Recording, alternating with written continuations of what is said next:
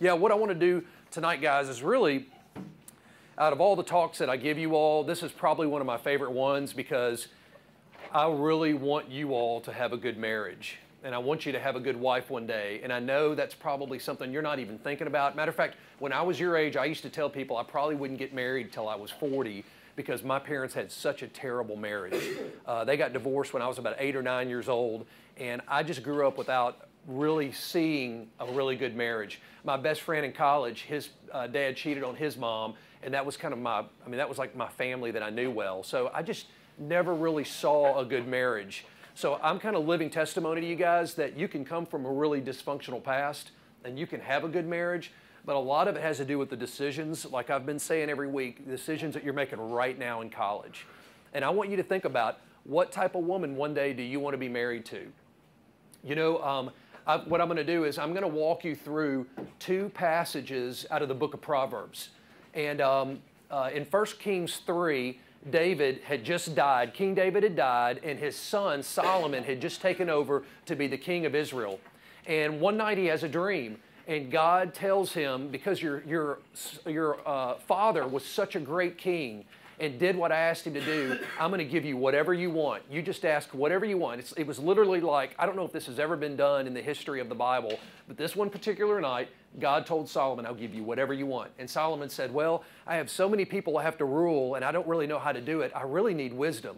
And God told him, because you didn't ask for money and wealth and prestige and all those things, I'm going to give you those things too, but I'm going to make you the wisest man that's ever lived.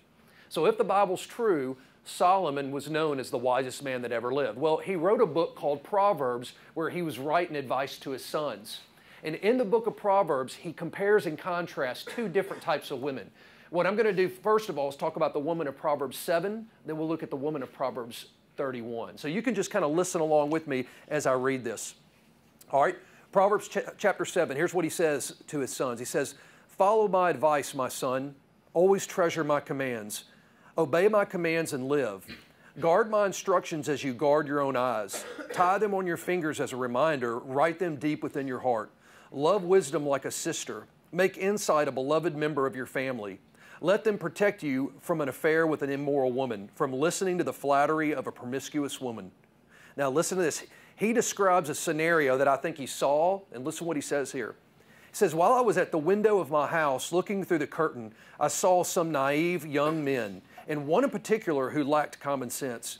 He was crossing the street near the house of an immoral woman. Strolling down the path of her house, it was like twilight in the evening, in the darkness. The woman approached him. She was seductive, dressed in sly of heart.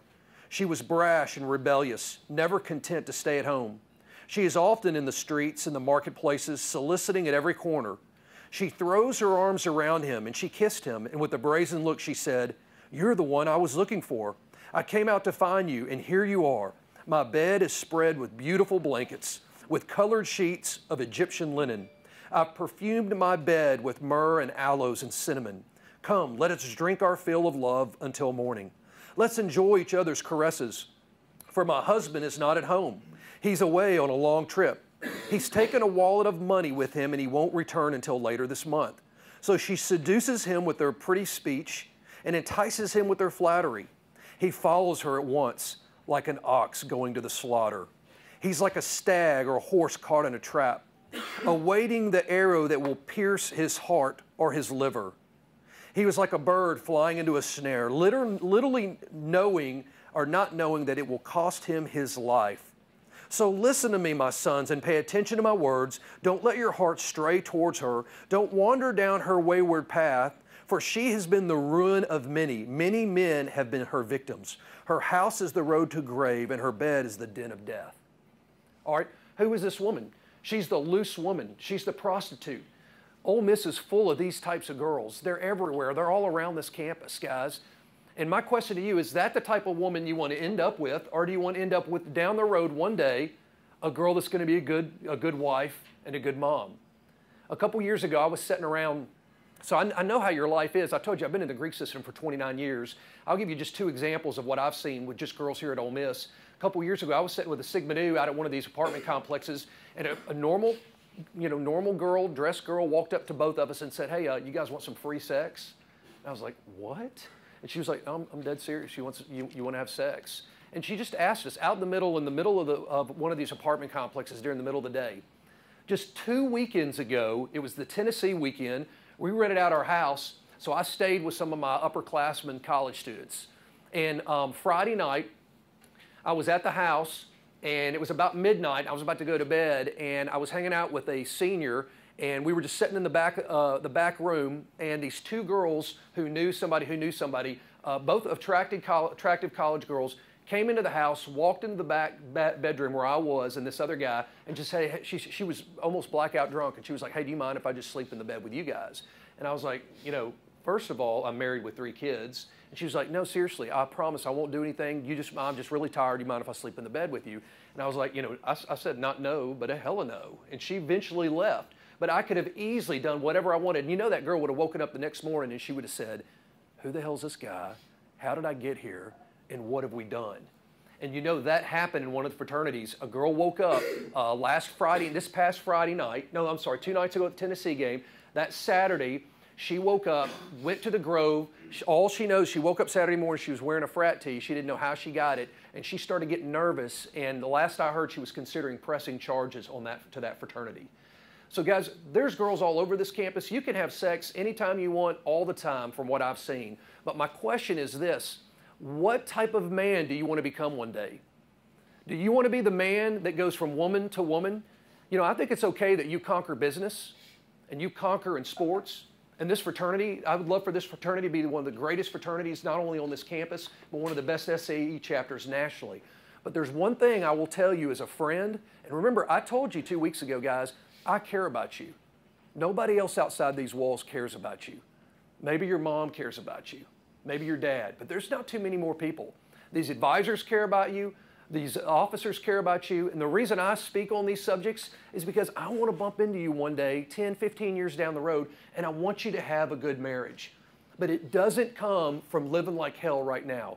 You live like hell, you act like hell, I promise you one day your life's going to be a living hell. Somebody's going to be living with your wife and raising your kids.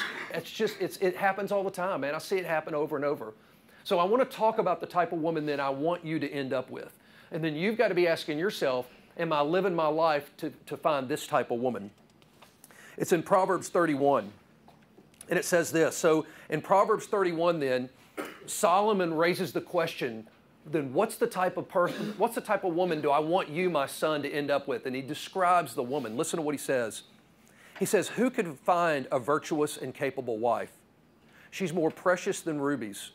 Her husband trusts her, and she will greatly enrich his life. She brings him good, not harm, all the days of her life. Remember the girl I talked about a while ago? She was cheating on her husband, right? She said, hey, my husband's left, he's gone, he's taken a bag of money. Hey, let's go spend time together. Matter of fact, if you study the passage, she says, I've paid my offerings and now I'm okay. In other words, what she's saying is, I've already had sex in the last couple days. I've gone and paid my offerings to the temple in Jerusalem or Israel, and now I'm okay and we can have sex now. That's basically what she tells the guy. Well, this girl, it says here, she gets up before dawn and she prepares breakfast for her household and plans the day's work for her servant girls. She goes to inspect a field and she buys it. With her earnings, she plants a vineyard. She's energetic and strong. She's a hard worker. She makes sure her dealings are profitable. Her lamp burns late into the night. Her hands are busy spinning thread, her fingers twisting fiber. She extends a helping hand to the poor, and she opens her hands to the needy. So far, how does he describe this girl? She's a servant. She's strong. She stays up late working. She gives herself to the needy and the poor. She also has no fear of the winter for her household, for everyone has warm clothes. She makes her own bedspreads. She dresses in fine linen and purple gowns. Her husband is well known in the city gates where he sits with the civic leaders. You see, guys, her husband is well known. He's respected in the community. Remember, I shared with you the first time I talked with you, are you becoming that type of guy? If you want to marry a woman who's respected in the community and is going to respect you, do you know that's your number one need as a man is respect? I don't know if I've told you that. It's not sex like we normally think. It's actually respect. Sex is probably our second biggest need. But respect and trust are our biggest need that we need from a woman. Well, this man is respected, and so I want us to think, okay, are we becoming like that? It says when she speaks, her words are wise. She's a wise woman, and she gives instructions with kindness. She carefully watches everything in her household, and she suffers nothing from laziness. Her children bless her, and her husband praises her. He says, there are many virtuous and capable women in the world, but you surpass them all. Charm is deceitful, and beauty does not last, but a woman who fears the Lord will be greatly praised. Proverbs chapter 11 says, a beautiful woman who lacks discretion is like a gold ring in a pig's snout. Guys, those types of women are a dime a dozen on this campus. Either next week or the next week, I'm going to talk to you about money, and I'm going to talk to you about making money and being wealthy one day. In about 4.5 years from now, I'm going to be basically a multi-millionaire because I'm going to have a bunch of property that I own here in Oxford paid off. But guys, and I don't know any other campus ministers who have done kind of what I've done, where basically what I've done is I've abstained from immediate gratification so I can have a long-term benefit.